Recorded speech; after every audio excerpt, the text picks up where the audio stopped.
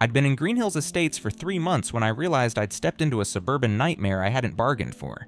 The house was a gem. 2 bedrooms, a garage big enough for my motorcycle, and a sprawling backyard where my granddad's old shed stood like a relic from a simpler time. It wasn't pretty. The roof dipped in the middle, the red paint had chipped away to reveal gray wood underneath, and one wall leaned like it was about to give up and lie down. But that shed wasn't just a pile of lumber to me. It was where Granddad showed me how to wrench a bike back to life, where I'd spent sweaty summer days with the radio blaring and a cold soda in hand. I moved here for peace, fix the bike, sip a beer, enjoy the quiet. Then Karen from the HOA showed up and quiet turned into a pipe dream. It all kicked off on a Saturday morning in June. The sun was climbing, the air smelled like fresh cut grass, and I was under my Harley, tinkering with the carburetor. Grease streaked my arms and I was in my happy place, until I heard it. Clack, clack, clack. Heels on gravel, sharp and deliberate, like a judge's gavel coming down. I slid out from under the bike, squinting into the sunlight, and there she was, Karen. Blonde hair sprayed into a helmet, a pastel pantsuit that screamed middle management, and a tablet gripped like it held the secrets of the universe. She stopped at my fence, staring at the shed with a look of disgust usually reserved for roadkill. "Is that a shed?" she spat, her voice cutting through the morning calm. I wiped my hands on a rag and nodded, standing up. "It's an abomination," she said, tapping her screen with a manicured nail. "It violates Green Hills Estate's aesthetic standards. You've got 1 week to tear it down, or I'm fining you $300 for breaching HOA rules." I couldn't help it. I grinned. "Check your files, Karen. My property's not in the HOA. I made damn sure of that before I bought this place." Her head snapped up and her eyes narrowed into slits like a cat sizing up a mouse that just sassed it back. For a second, I thought she'd short circuit. Her mouth opened, closed, then twisted into a thin line. "We'll see about that," she hissed, spinning on her heel and marching off, her heels kicking up little puffs of dust. I watched her go, figuring she'd huff and puff and then leave me alone. I figured wrong. Sunday morning, I was nursing a coffee on my porch when the mail guy dropped off a letter. Not just any letter, an official-looking thing with the Green Hills HOA logo stamped on it, all bold fonts and legal jargon. I ripped it open and skimmed it. "Your structure at 47 Maple Lane creates visual dissonance and threatens neighborhood property values. Remove it within 7 days, or face further action." Further action? I laughed out loud, loud enough that the old guy across the street peeked out his window. This wasn't just a warning, it was a declaration of war from someone who didn't even have jurisdiction. I tossed it in the trash and called the HOA office to settle it. A woman with a voice like she'd rather be anywhere else picked up. "Yeah, you're not in our records," she said after a pause. "She can't fine you, probably just flexing." I thanked her, hung up, and leaned back in my chair. Flexing, huh? Karen wasn't flexing, she was delusional. Monday rolled around and I was out watering my patchy lawn when I saw her again. This time, she wasn't alone. She'd brought 2 lackeys, HOA minions straight out of Central Casting. Minion 1 was a skinny guy with a tape measure clipped to his khakis, looking like he'd rather be auditing spreadsheets. Minion 2 was broader, with a camera slung around his neck and a frown that said he took this gig way too seriously. Karen led the charge, stomping onto my grass without so much as a good morning. "We're conducting a boundary inspection," she announced, her voice dripping with authority she didn't have. Minion 1 started pacing off the distance from my shed to her fence, muttering numbers while Minion 2 snapped photos, close-ups of the shed's rusty hinges, wide shots of its sagging roof, the works. I dropped the hose and stepped forward, arms crossed. "This is private property," I said, loud and clear. "Get off my land or I'm calling the cops." Karen didn't even blink. She brushed imaginary lint off her sleeve and smirked. "We're just gathering evidence. That shed's a public nuisance and we'll prove it's affecting our community." Minion 2 zoomed in on a cracked window pane and I felt my blood pressure tick up. "You've got no say here," I said, stepping closer. "You're trespassing. Last warning." She tilted her head, sizing me up, then waved her minions back. "We'll be in touch," she said, like a villain in a bad movie. They retreated across the street, but not before Minion 2 got one last shot of the shed's crooked door. I watched them go, the hose still dribbling at my feet, and knew this wasn't over. Karen didn't just want my shed gone, she wanted me to bow. That night, I sat in my garage, staring at the shed through the open door. The Harley gleamed under the fluorescent lights, but my mind was on her. Karen wasn't going to stop. She didn't care about deeds or rules. She was a petty tyrant with a clipboard and a grudge. I could ignore her, sure, let her rant and rave until she burned out. But that smirk, that fake authority, it stuck in my craw like a splinter. She wanted a fight over aesthetics? Fine, I'd give her something to look at. I grabbed my phone and dialed Dan, my construction buddy. "Dan," I said when he picked up, "I need a favor, a big one. You still got access to that junk pile at the site? He laughed, low and rough. What's the plan, man? I grinned into the dark. War. Dan's laugh crackled through the phone like static on an old radio. War, huh? All right, I'm in. What do you need? I leaned back in my garage chair, the shed looming in the moonlight outside. Junk, I said. A big, messy pile of it. Lumber, bricks, tires, whatever you've got. Nothing illegal, just ugly. He paused, then chuckled again. You're picking a fight with that HOA lady, aren't you? The one with the hair like a Lego piece? I grinned. You've got no idea. Can you deliver tomorrow? Dan didn't hesitate. I've got a truckload of crap from a demo site. Perfectly legal, perfectly hideous. I'll swing by at noon. This I gotta see. I hung up, already picturing Karen's face, and slept better than I had in weeks. Tuesday morning, I was out in the yard, pretending to fiddle with my bike, when Dan's truck rumbled down the street. It was a beat-up old beast, dented and dusty, with a bed piled high with glorious chaos, splintered 2x4s, cracked cinder blocks, a couple of bald tires, even a rusted metal chair that looked like it had been kicked out of a dive bar. Dan hopped out, grinning like a kid on Christmas, and clapped me on the shoulder. Where do you want it? I pointed to the edge of my lot, 3 feet from Karen's fence, close enough to her pristine lawn to make a statement, far enough to stay on my side of the line. Right there, I said, make it loud. He revved the engine, backed up, and hit the hydraulics. The truck groaned, tilted, and dumped the whole mess in a thunderous cascade. Wood clattered, bricks thudded, and a cloud of dust billowed up like a mini sandstorm. Karen was on it like a hawk. I'd barely turned around when I heard her front door slam. She burst out in a bathrobe, pink, fluffy, and soaked with coffee she'd clearly spilled in her rush, phone in one hand, mug in the other. What in God's name is this? She screeched, waving at the pile like it was a dead body I'd dropped on her doorstep. I leaned on my bike, casual as could be. Morning, Karen. It's my new art installation. Industrial chic. What do you think? Her jaw dropped, then snapped shut, and her face went from pale to a shade of red I'd only seen on fire trucks. This is a violation, she yelled, sloshing more coffee onto her slippers. It's garbage. I'm reporting you to the city. I sipped from my water bottle, smirking. It's my property, my rules. Knock yourself out with that report. She glared, spun around, and stormed back inside, already jabbing at her phone. Dan stayed for the show, leaning against his truck with a grin. She's gonna lose it, he said, cracking open a soda. You sure about this? I nodded. She started it. I'm just warming up. He laughed, toasted me with his can, and drove off, leaving me with my masterpiece. The pile was perfect, ugly, chaotic, and just legal enough to dodge any real trouble. I figured Karen would call someone, but I didn't expect the city to care much. I was right, sort of. Wednesday morning, a city inspector pulled up in a beat-up sedan. Mike, his name tag said, mid-40s, tired eyes, orange vest hanging loose over a faded polo. He climbed out, clipboard in hand, and gave me a nod that said he'd rather be fishing. Got a complaint about a debris hazard, he said, eyeing the pile. Mind if I take a look? I waved him over. Be my guest. He walked the property, kicking a tire, nudging a brick, scribbling notes. Not toxic, he muttered. Not blocking anything. You calling this art? I nodded. Yep, creative expression. He snorted, a half laugh, half sigh. Checks out then, no violations here. I offered him a bottled water and he took it with a grunt.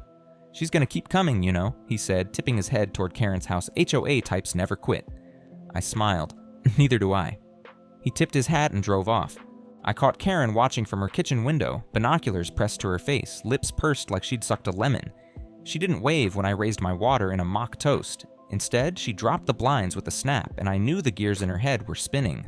She wasn't done, and neither was I.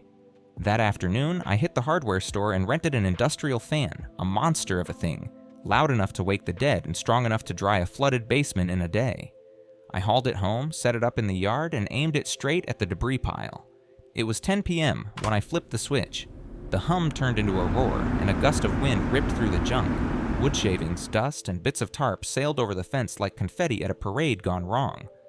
By morning, Karen's lawn was a disaster. I peeked out my window and saw it, splinters scattered across her grass, a tire rim half buried in her rose bushes, a shredded McDonald's bag flapping from her mailbox like a flag of defeat. She burst out at dawn, broom in hand, hair wild, screaming loud enough to wake the whole street. You're a menace, she hollered, sweeping at the mess like it had personally insulted her. I'll have you arrested for this. I leaned out my window, phone in hand, filming her meltdown. Arrested for wind, Karen? Good luck with that. She froze, glared up at me, then started sweeping harder, muttering curses I couldn't quite hear but could definitely feel. She called the cops, naturally. 2 officers showed up around 9 a.m., a young guy with a buzz cut and an older one with a mustache that screamed retirement's close. Karen met them in her driveway, still in that coffee-stained robe, arms flailing as she ranted about vandalism and harassment. They listened, nodding like they'd heard it all before, then trudged over to me. "Morning," the older one said, eyeing the fan. "She says you're trashing her yard." I handed over Mike's report. "It's an art piece," I said. "The fan's just enhancing the effect. She's mad because she can't bully me into tearing down my shed, which isn't even under her HOA." The younger cop smirked. "HOA drama again? Figures." The older one flipped through the report, then nodded. "Looks clean. Keep the noise down at night, all right?" I agreed, and they left, leaving Karen fuming in her driveway, broom clutched like a lifeline. She wasn't backing down, though. That evening, I saw her plotting, pacing her porch with her phone, barking orders at someone on the other end. Then the cars started pulling up. 10 people, maybe 12, HOA members, judging by the golf shirts and notepads, gathered in her front yard for what she loudly called an emergency meeting. I grabbed a beer, sat on my porch, and watched as she waved her arms, pointing at my pile and ranting about neighborhood decline. They nodded gravely, scribbling notes, and one guy hammered a sign into her lawn, "Keep Green Hills Beautiful." It was almost cute, like a toddler throwing a tantrum with props. Almost. I sipped my beer, watching the show, and felt the itch to push harder. The junk pile was good, the fan was better, but Karen needed a real lesson, one she couldn't sweep away. My lot sat on a hill, and her drainage ditch ran along the low spot by her fence. I'd seen it during a rainstorm, water pooling, sluggish, barely moving. An idea clicked. I grabbed my phone and dialed Dan again. "You still got that excavator?" I asked. He laughed. "Oh man, what now?" I grinned into the dark. "Time to dig." Dan's voice crackled through the phone, thick with amusement. "Dig? You're a madman. All right, I'll bring the excavator tomorrow morning. You owe me a beer for this one?" I laughed. "Make it 2. See you at 8. I hung up, leaning back on my porch with the night air cool against my skin. Across the street, Karen's emergency HOA meeting was still in full swing. Her voice carried over the hum of cicadas, railing about standards and property values while her minions nodded like bobbleheads. That sign, "Keep Green Hills Beautiful," glowed under her porch light, mocking me. She thought she'd won this round with her little rally. She had no idea what was coming. Wednesday dawned bright and clear, perfect for chaos. I was out in the yard sipping coffee when Dan rolled up at 8 a.m. sharp. His mini excavator clanked off the trailer, a squat yellow beast with a bucket that looked hungry for trouble. He hopped down, grinning. "Where's the battlefield?" I pointed to the edge of my lot near the debris pile and Karen's fence. "Right there. We're testing the soil. Keep it on my side, but make it loud." Dan cracked his knuckles. "Loud's my specialty." He fired up the machine, and the roar shattered the morning quiet, deep, guttural, like a dragon waking up. I glanced at Karen's house. Her blinds twitched. Showtime. The HOA crew was still milling around her yard from the night before. Some had crashed on her couch, judging by the bleary eyes and coffee cups. They stumbled out as Dan started digging, a shallow trench along my property line. Karen burst through her door, hair wild, still in that pink robe like it was her battle armor. "What are you doing?" she shouted, storming across her lawn. I leaned on a shovel, casual as hell. "Landscaping," I yelled back over the noise. "My yard, my call." She planted herself at the fence, hands on hips, as Dan carved through the dirt. "This is harassment," she screeched. "I'll have that machine impounded." I smirked. "Go ahead, it's rented, not stolen." Then it happened. Dan's bucket nicked something, a rusty old pipe barely visible under the soil. He paused, frowning, but I waved him on. "Keep going." The pipe cracked and water gushed out, not a trickle, but a full-on torrent, rushing downhill from my lot straight into hers. It hit her yard like a tidal wave, pooling around her patio, swallowing her sign and turning her perfect grass into a muddy swamp. Her HOA buddies yelped, slipping in the muck as they grabbed their notepads and fled. Karen stood frozen, ankle-deep in sludge as the water kept coming. "You flooded my property," she screamed, her voice cracking like glass. I shrugged, filming it all on my phone. "Looks like an accident, old pipe, who knew?" She didn't buy it. She waded through the mess, soaked and furious, and jabbed a finger at me. "This is sabotage. I'm suing you for every penny you've got." I kept the camera rolling. "Prove it, Karen. I'm just checking my soil. Got the rental receipt right here." Dan killed the engine, chuckling as he climbed down. "Oops," he said, loud enough for her to hear. She glared at us both, then sloshed back to her house, leaving a trail of mud. The water settled, leaving her yard a disaster. Plants drowned, patio chairs half submerged, that "Keep Green Hills Beautiful" sign floating like a sad little raft. I high-fived Dan and handed him a beer from the cooler. "Worth it," he said, cracking it open. Karen didn't waste time. An hour later, a tow truck rolled up, some guy she'd called to haul the excavator away. I met him at the curb, rental papers in hand. "It's legit," I said. "She's got no claim." He skimmed the docks, shrugged, and drove off. Then the cops showed up, same duo from yesterday, looking even more done with life. Karen met them in her driveway, still dripping, ranting about destruction of property and malicious intent. They trudged over, and I handed over Mike's report, plus the rental agreement. "It's my land," I said. "Pipe broke by accident. She's been harassing me over a shed that's not even in her HOA." The older cop sighed, rubbing his mustache. "Lady's got a vendetta, you've got proof it's unintentional." I nodded, showing the video, Dan digging, the pipe snapping, my surprised reaction. He grunted. "Checks out, keep it civil, all right?" They left, and Karen's scream echoed down the block, but the real kicker came later. Thursday morning, I was out fixing my bike when a neighbor, Tom, a quiet guy with a buzz cut, ambled over. "You hear about Karen?" he asked, smirking. I raised an eyebrow. "What now?" He pulled out his phone and showed me a Facebook post in the Green Hills group. Someone had dug up dirt, figurative this time. Karen's HOA financials leaked by an anonymous, concerned resident. Shady stuff, fines for violations like unapproved mailboxes or ugly flower pots, thousands funneled into community projects that suspiciously matched her patio remodel and new sprinkler system. "She's been shaking us down for years," Tom said. "Your flood was the last straw. Folks started talking." I scrolled the comments, neighbors pissed, calling her out, demanding an audit. "Holy hell," I muttered. "Didn't plan that." By Friday, the HOA board rolled in, 3 stiffs in polo shirts knocking on Karen's door. She answered, pale and frazzled, and they disappeared inside. Word spread fast. Audit confirmed it. She'd skimmed over 10 grand in dues. They booted her as president that night. Her yard was still a swamp, stinking of mud and defeat, and a for sale sign went up Saturday morning. No one wanted a house next to a scandal and a bog. I heard she moved to an apartment downtown. Good riddance. I kept the shed, spent a weekend painting it red, shoring up the lean, and hung a plaque. Monument to Freedom. The debris pile stayed too, my art, weathered but defiant. Neighbors started waving again, some even thanking me for breaking Karen's reign. Tom brought over a 6-pack one night, and we toasted on my porch.